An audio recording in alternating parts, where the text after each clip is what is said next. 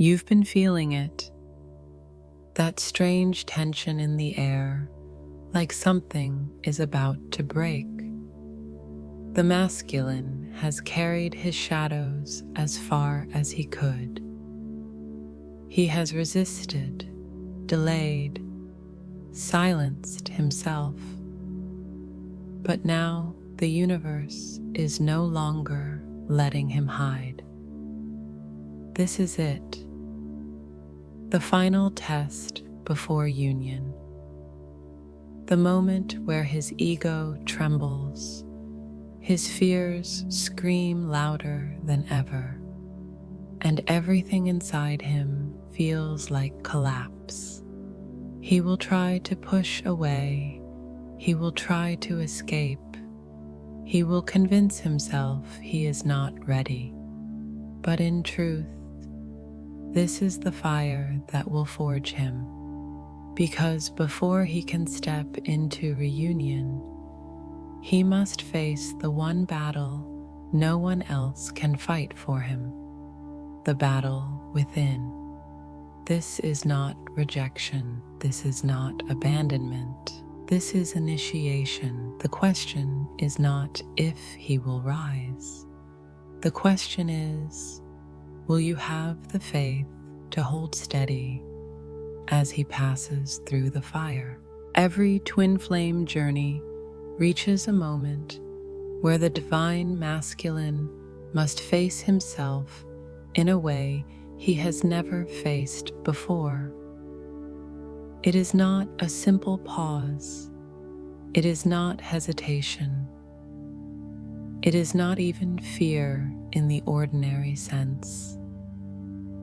This is his final test before union, the threshold where his soul demands full surrender and where every illusion he has clung to begins to collapse.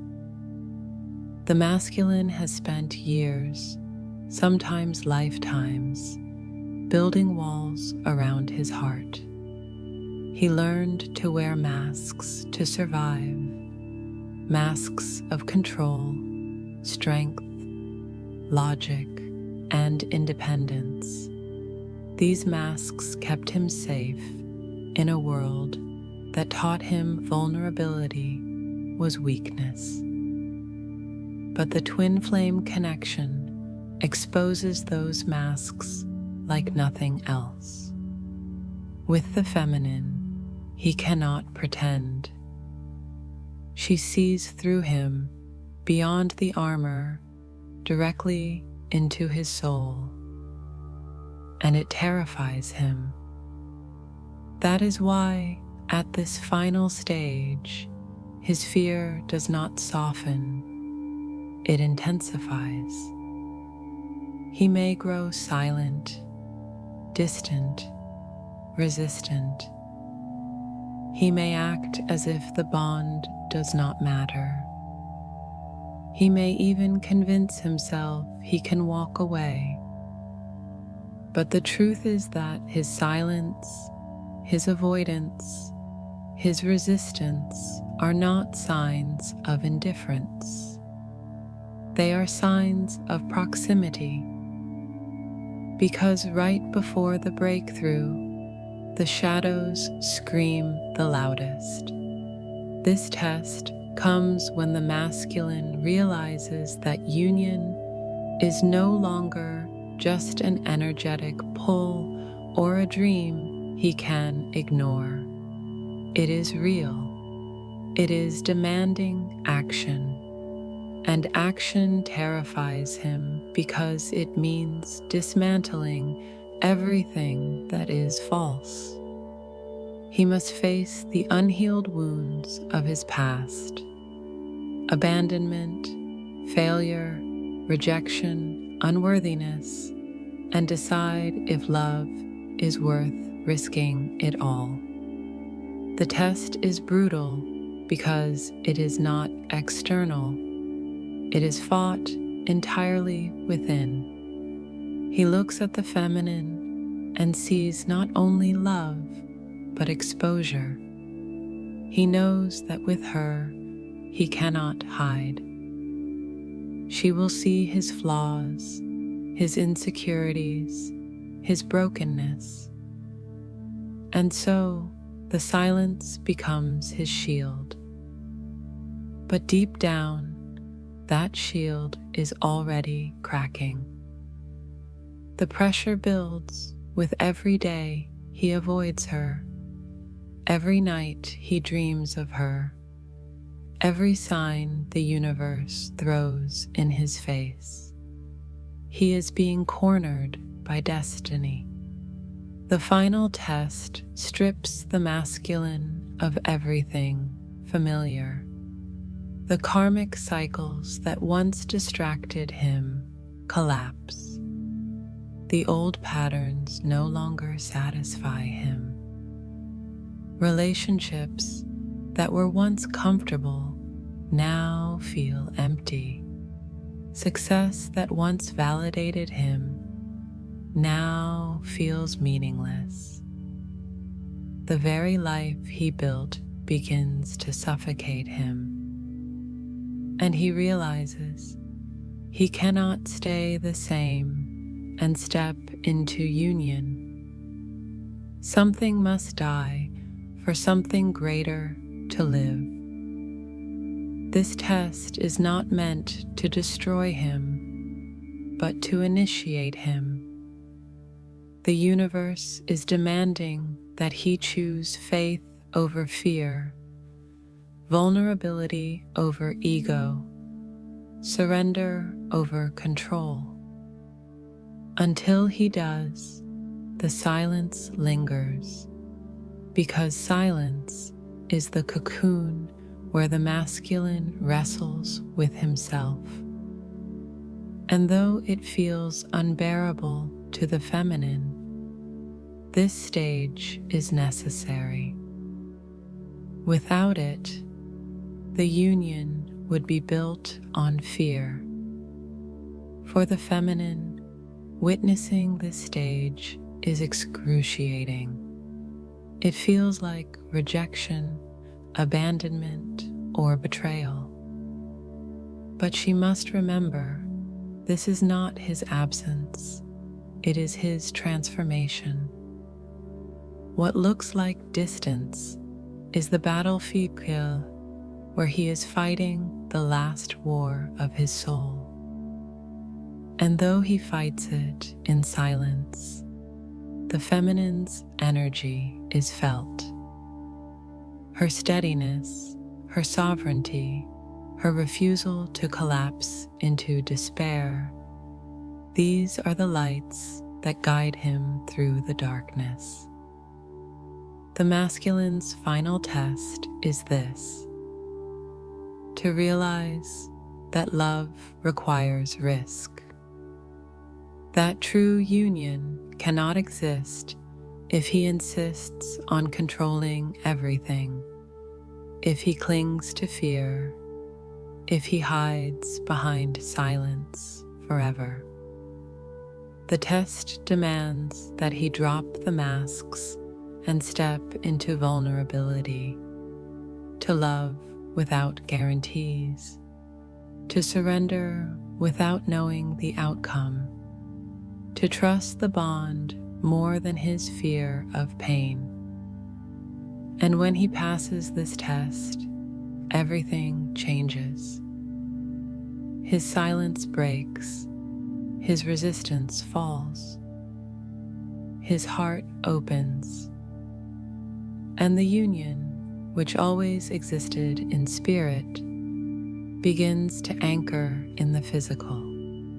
This is why the test feels so overwhelming, because it is the final threshold, the place where his old self dies and his true self, the one aligned with the feminine, is born. The silence is not proof that he doesn't care. It is proof that he is at the edge of his initiation. The louder the silence feels, the closer he is to surrender. The more unbearable the resistance becomes, the closer he is to breaking through. This is not the end of the story. This is the doorway, and when the masculine passes through, union is no longer just a possibility.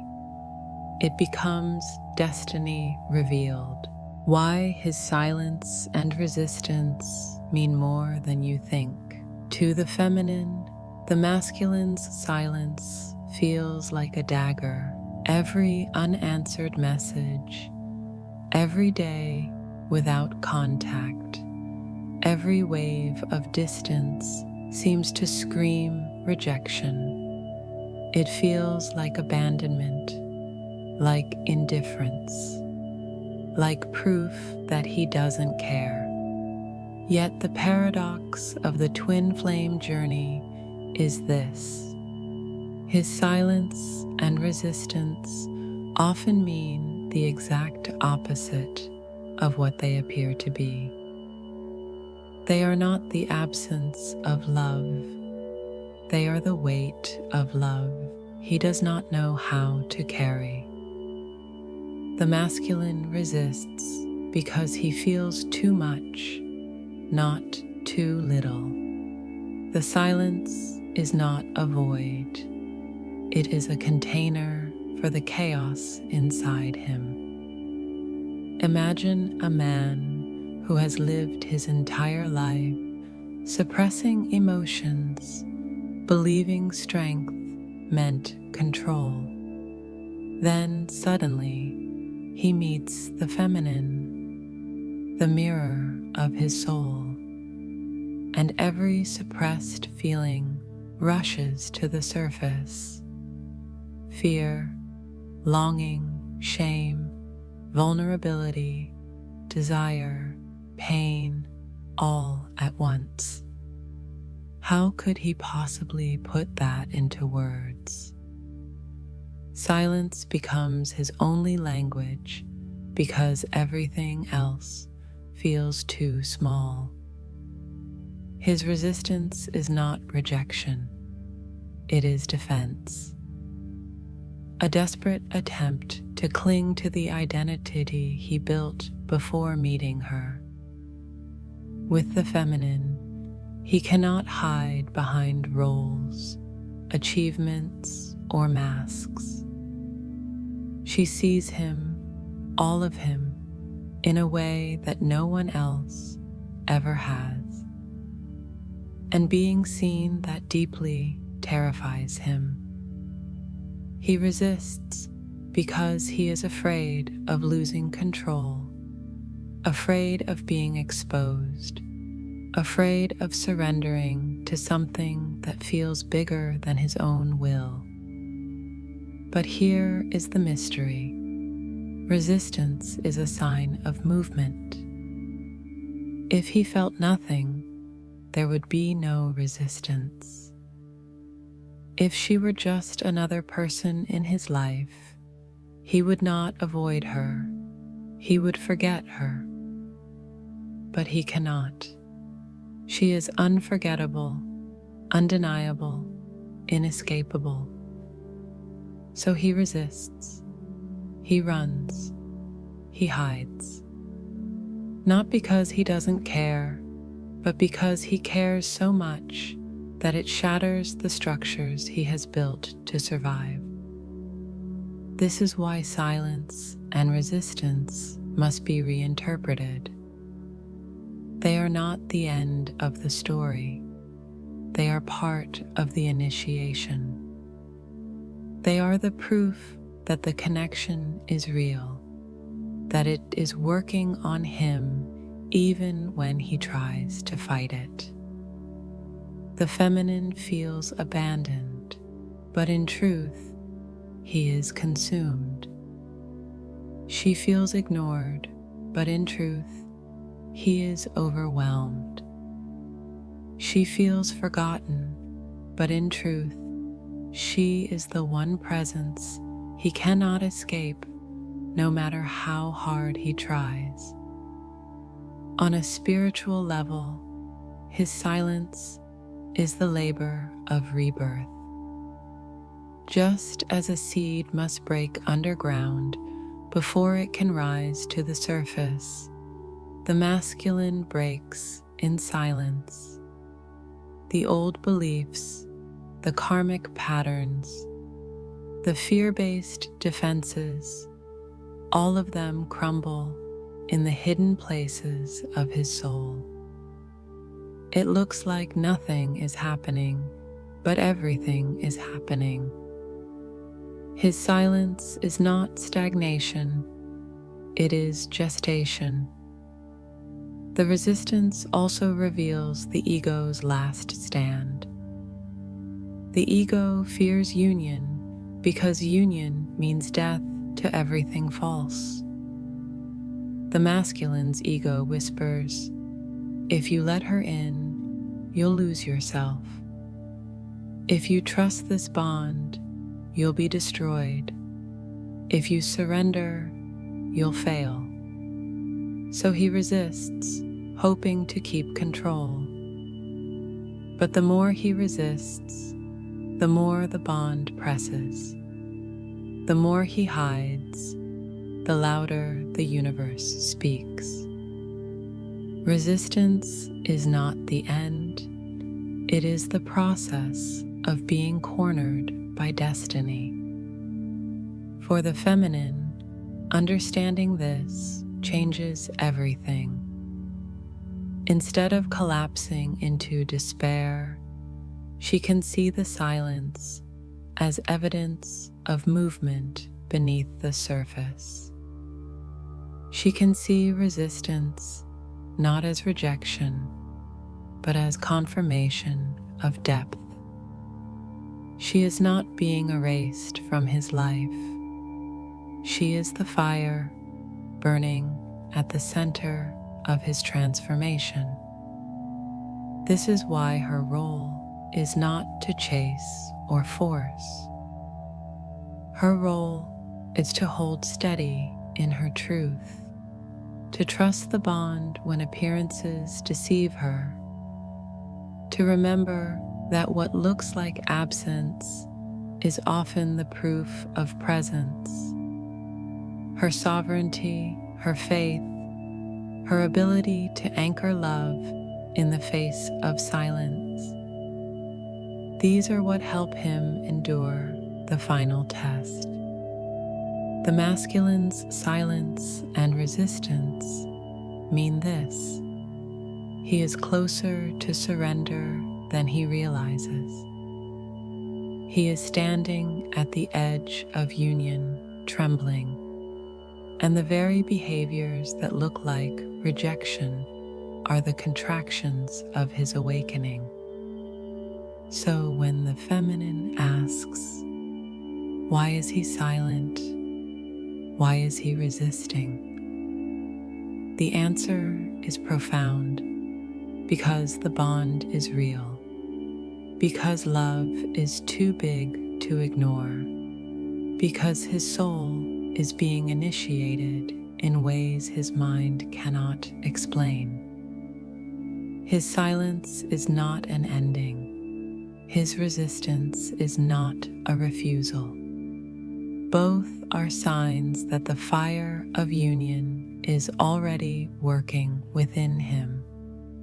And when he finally breaks through, the very walls he built to keep her out will become the proof that nothing, not fear, not distance, not silence, could destroy what was always meant to be. There comes a moment in every twin flame journey where the divine masculine can no longer escape himself. All of the masks, defenses, and distractions that once gave him a sense of safety begin to break. This is the collapse of the ego, not a small crack, but a complete dismantling of the false identity he has carried for years, sometimes lifetimes. It feels like everything is falling apart, but in truth, it is the beginning of his awakening. The ego is not just pride, it is the shield he built to survive. It told him he had to control everything, that vulnerability was dangerous, that love only led to loss. It taught him to silence his heart, to bury his pain, to prove his worth through logic or achievement. For a long time, this structure kept him moving, but when he met the feminine, none of it worked anymore. She sees through the masks, through the armor, and touches the truth of his soul. That kind of love is not something the ego can withstand. The collapse is violent because the ego will fight to survive. The masculine may grow distant, angry, or restless. He may sabotage what feels too close to truth. He may retreat into silence or pour himself into empty distractions. But deep inside, nothing satisfies him anymore. The job, the habits, the relationships that once felt safe suddenly feel hollow. The very ground beneath him seems to disappear because the old self cannot coexist with the bond he feels. This collapse forces him into confrontation with the shadows he has always avoided, feelings of unworthiness, rejection, guilt, or failure. They rise like waves threatening to consume him. He wonders who he is without the roles he has played. He fears that if he lets the feminine see all of him, she will reject him. Yet what terrifies him even more is the possibility that she will still love him, because unconditional love demands that he stop hiding. On the outside, this looks like chaos. The feminine often feels abandoned as she watches him pull away, resist, or go silent. But she must remember he is not disappearing, he is transforming. What she sees as distance is actually the battlefield of his soul. He is being stripped of every illusion that kept him from standing beside her in truth. The awakening begins when he realizes that he can no longer live divided. The silence, once a shield, becomes heavier than speaking. The resistance, once protection, begins to suffocate him. Slowly, the voice of his soul grows louder than the voice of fear. He begins to see that surrender is not weakness, but freedom. That union does not destroy him, but reveals who he truly is. This awakening is not about the feminine alone. It is about him remembering himself. Beneath the layers of conditioning, there is a man who longs for truth, for love, for purpose. The feminine is the mirror, but the shift must happen within him. The ego collapses so the soul can rise. And though the process is painful, it is necessary. The feminine cannot fight this battle for him. Her role is not to rescue or chase, but to stand rooted in her own sovereignty. Her presence, even in silence, becomes the lighthouse that guides him through the storm. She shows him by her steadiness that love remains when all else falls away. The collapse of the ego feels like death, but it is the doorway to rebirth. The masculine is not being destroyed. He is being stripped of the false to reveal the true. And when the soul awakens, union shifts from a dream into a living reality. Because union cannot be built on ego. It must be built on truth, and truth is what he is awakening to now. When the masculine enters the fire of his final trial, it is not only his world that shakes. The feminine feels it too. She feels the distance, the silence, the heaviness of his resistance as if it were her own. Every unanswered message, every day without his presence can feel like rejection. Yet this stage is not a punishment, and it is not abandonment. It is an initiation that both counterparts must face in different ways.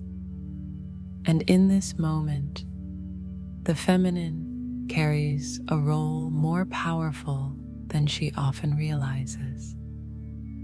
The natural impulse of the heart is to chase, to fix, to reach out and close the distance. But this is not the role of the feminine in the masculine's trial. If she steps into the battlefield that belongs to him, she interrupts the very process that will lead him to transformation. The masculine must face his own shadows without her carrying them for him. It is not because she is powerless, but because her true power lies elsewhere, in holding the frequency of love and truth when he cannot. The feminine's greatest gift at this stage is her sovereignty. She has walked through her own fires, faced her own wounds, and learned to stand in her power without needing external validation. Now, she is called to embody that strength not just for herself, but as an anchor for the connection. The masculine feels her energy even in silence. Her steadiness whispers to him on a soul level, "You are safe. Love is still here. The bond is unbreakable," and that knowing becomes a guiding light as he navigates his collapse. This does not mean she ignores her pain. The feminine feels deeply, and pretending otherwise only creates more suffering. But she learns to hold her pain without collapsing into it. She allows the ache of separation to move through her, while remembering that the distance is only temporary. What looks like rejection is really proof that transformation is happening. This perspective allows her to stay open instead of closing her heart in defense. The feminine's role is also to remain rooted in faith when appearances deceive her. The silence may tell her that he is gone. The resistance may make her believe he does not care. But faith reminds her that the bond is deeper than the mind's fears. It reminds her that even when he runs, he is running within the same connection, never truly leaving. Her faith is not naive. It is the wisdom of her soul that recognizes the truth beyond the illusion. In this stage, the feminine also reclaims her own alignment. She does not wait passively for him to return. She continues to build her life, her mission, her joy. She understands that union is not about losing herself in him, but about both standing fully in their authenticity. By living her truth unapologetically, she inspires the masculine to rise into his. Her expansion calls him forward, even when she does not speak a word. This is perhaps the hardest paradox. To love him without chasing him, to support him without rescuing him, to remain open while allowing distance. Yet it is in this paradox that the power of the feminine is revealed. She holds the space of union energetically, keeping the flame alive while he fights his inner battle. And in doing so, she becomes the steady ground that makes reunion possible. The feminine's role during his trial is not passive. It is the embodiment of quiet strength, of faith in the unseen, of love that does not collapse when tested. She becomes the reminder in her own being that love does not abandon, that truth cannot be silenced, that union is inevitable when both surrender to it. And when the masculine finally emerges from his trial, it is her unwavering presence that he recognizes. The one who did not chase, yet did not leave. The one who held love steady when he could not. The one who believed in the bond when he doubted everything. She becomes not just his partner, but the living proof that love endured the fire and survived. This is the feminine's sacred role, to hold the vibration of love when he forgets, to walk her own path with sovereignty, and to stand as the mirror of union until he is ready to step into it fully. In her steadiness, she shows him what is possible, and in her faith, she helps open the door to the very reunion both souls have been preparing for all along. The feminine often asks, "How will I know when he is finally ready? How will I know when the silence is ending and the breakthrough is near?" The truth is, union does not arrive with fireworks or sudden perfection. It begins with subtle but undeniable signs that the masculine is shifting, that the old identity is crumbling, and the soul is awakening to love. These signs may not always look like what the feminine expects, but they are the whispers of destiny showing her that the test is nearly complete. One of the first signs is the breaking of silence within himself. Before he speaks to her, the masculine begins to admit truths to himself he once buried. He can no longer deny the pull, the dreams, the synchronicities. He stops telling himself the story that he can walk away. Even if he is still physically silent, inwardly he starts to confess, "This is real.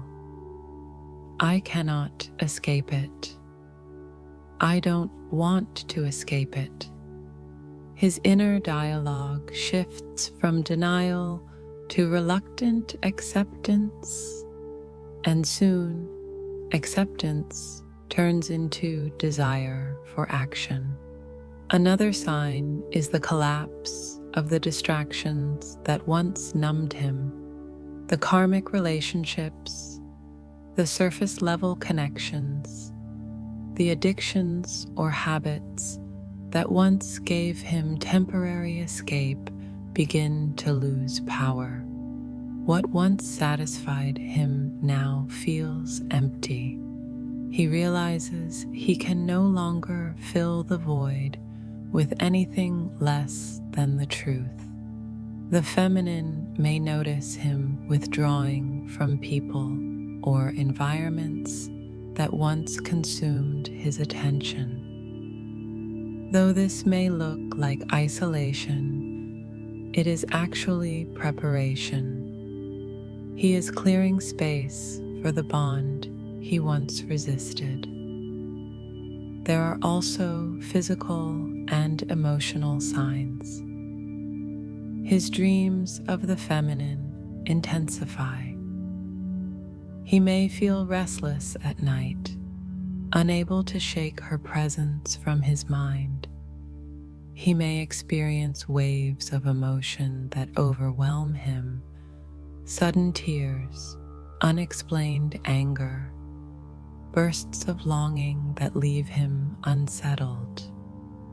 These surges are not random. They are his soul breaking through the grip of fear. His body begins to feel the weight of the old self collapsing, and his spirit pushes him toward alignment. Perhaps the most important sign is vulnerability. At first, it may come clumsily. He may send a simple message, make a small gesture, or reveal a truth he once hid. It may not look like the grand reunion the feminine imagined, but it is monumental because it comes from authenticity. When the masculine begins to risk showing even fragments of his true self, it means the ego is losing its grip. Each act of honesty, no matter how small, is a step across the threshold. The feminine must remember that these signs may come wrapped in imperfection. He may still stumble, still hesitate, still wrestle with fear. But the difference is that he no longer runs with the same conviction. His resistance weakens. His silence breaks in moments. His heart begins to open despite the trembling. These are not signs of failure. They are the contractions before the birth of union. On a soul level, the universe amplifies these shifts. Synchronicities appear everywhere. Repeating numbers, songs, dreams, messages that reflect the bond. The masculine notices them too, even if he does not admit it out loud. He feels watched by destiny, guided, cornered by signs that tell him he can no longer ignore the truth. This external confirmation strengthens the inner awakening and propels him forward. For the feminine, Recognizing these signs changes the experience of waiting. Instead of collapsing into despair, she begins to see the evidence of progress.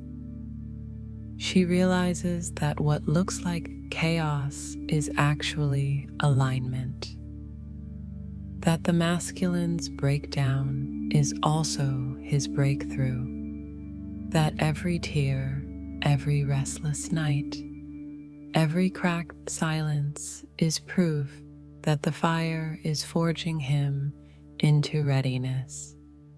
The signs are not meant to give the feminine control, but to give her faith. They remind her that the process is working even when appearances deceive. They show her that the masculine is not lost. He is transforming.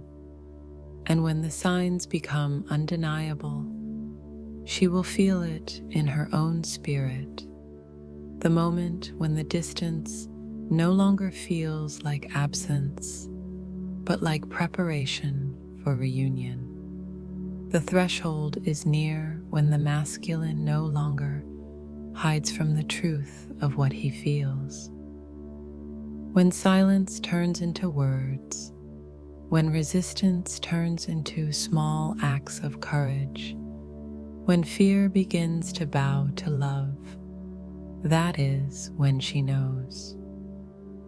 The signs are not the union itself, but they are the markers on the path, leading both toward the inevitable meeting point where destiny unfolds. Every fire has its purpose. When the masculine finally emerges from his trial, it is not the same man who entered. Something has burned away. The masks no longer fit. The old stories no longer control him. The ego no longer defines his steps. What rises from the ashes is not perfection, but truth.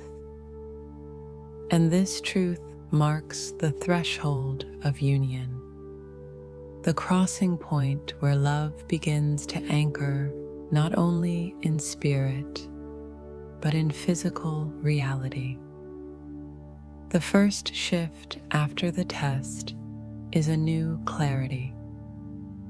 For so long, the masculine doubted, resisted, and silenced himself. But once the ego collapses and the soul awakens, he knows with certainty what he once denied. The bond is real. The feminine is his mirror, and the connection cannot be erased. This inner knowing brings him peace, even if fear still whispers. The difference now is that fear no longer rules him. Love does. On this threshold, the masculine becomes willing to risk what once terrified him. Vulnerability, honesty, presence, these become his new language. At first, it may be small steps, a message, a confession, an act of trust. But each step carries the weight of destiny, because it comes not from ego, but from soul. He realizes that reunion is not about controlling outcomes, but about surrendering to truth. For the feminine, this stage feels like the long-awaited dawn after a dark night. She begins to see him show up in ways she had always sensed within her heart. The silence that once hurt her now softens into communication. The resistance that pushed her away turns into a pull toward closeness. She feels the shift not only in his actions but in his energy, He is no longer fighting the bond, he is leaning into it. Yet the threshold of union is not the end of the journey, it is the beginning of a new chapter. Union is not a fairy tale where all struggles vanish. It is a sacred partnership where two awakened souls walk together in truth.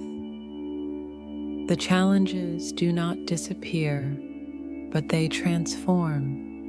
Instead of separation driven by fear, the couple now learns to face life side by side, with love as the anchor. This stage also calls the feminine into balance. Having carried the flame through the silence, she must now allow herself to receive the masculine's presence without clinging to the wounds of the past. She is invited to open as fully as he is, to let the bond flow freely, to trust that the man before her is not the same one who resisted. The feminine's grace in receiving him creates the safe space that allows the union to deepen. The threshold is marked by a sense of destiny fulfilled. The signs intensify, the synchronicities confirm. The connection between them feels undeniable. Both souls realize that everything, the distance, the pain, the collapse, was leading to this point. They step into union not as half souls searching for completion, but as whole beings ready to mirror love to each other and to the world. And perhaps the greatest revelation of this stage is that the fire was never punishment.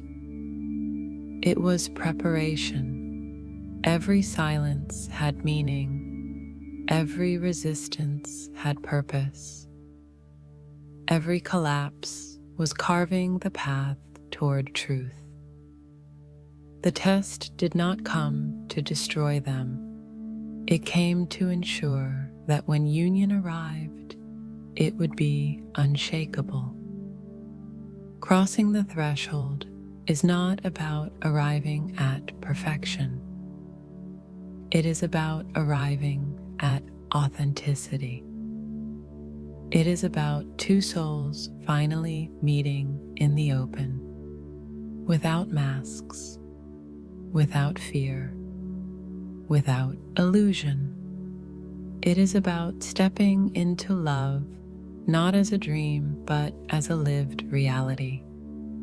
And once they step across, the journey does not end. It transforms into the destiny they were always meant to embody together. The trial was the door. Union is the crossing. And what comes after is not just reunion, but the beginning of a sacred mission written in their souls long before they met in this lifetime. Every twin flame journey is written with thresholds, and perhaps none is more sacred than the trial of fire that precedes union. What feels like the darkest night, the deepest silence, the most painful separation, is in truth the passageway. It is not punishment. It is not abandonment. It is destiny at work, stripping away everything false so that only truth remains. For the masculine, the trial was never about rejecting the feminine. It was about rejecting the illusions within himself. His silence, his resistance, his collapse, these were the signs of initiation, not indifference. The universe pressed him to the edge, not to destroy him, but to corner him into choosing love over fear. And though the feminine could not walk that fire for him, her steady presence became the unseen hand that guided him through it. For the feminine, the trial was never about being forgotten. It was about being strengthened. Her role was not to chase him through the fire, but to become the lighthouse that never wavered. In holding her own truth, she proved that love does not collapse when tested. She discovered her own sovereignty, her own depth, her own capacity to trust the bond when appearances deceived. In this way, she became not only his mirror, but her own.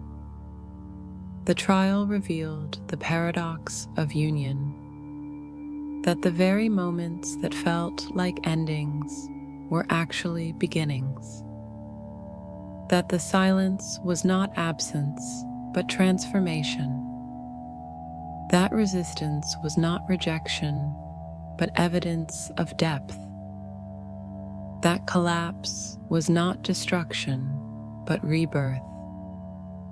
What looked like the breaking point was, in truth, the breakthrough. As both step through the door of this trial, the union they enter is not a dream of perfection, but a reality of authenticity.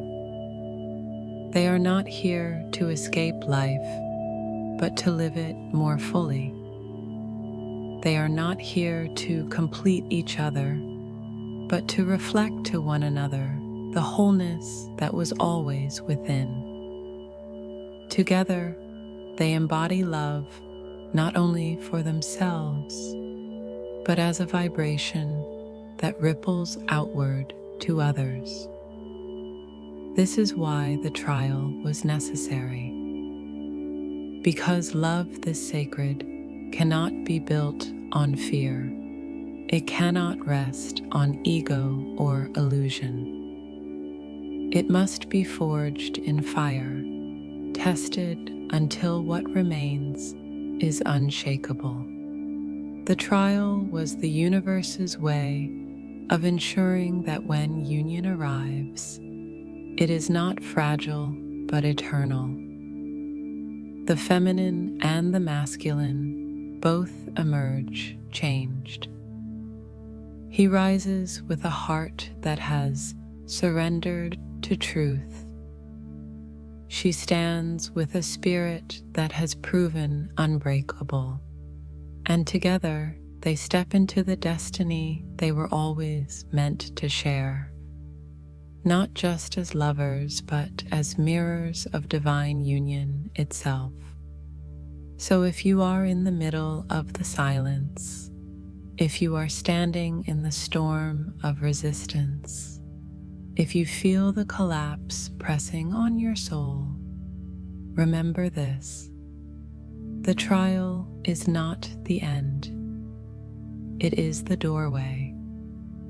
And every moment you endure, every tear, every doubt, every wave of longing is shaping you for what lies beyond it. Union is not a question of if, it is a question of when. And when you pass through the fire, you will see that nothing was lost.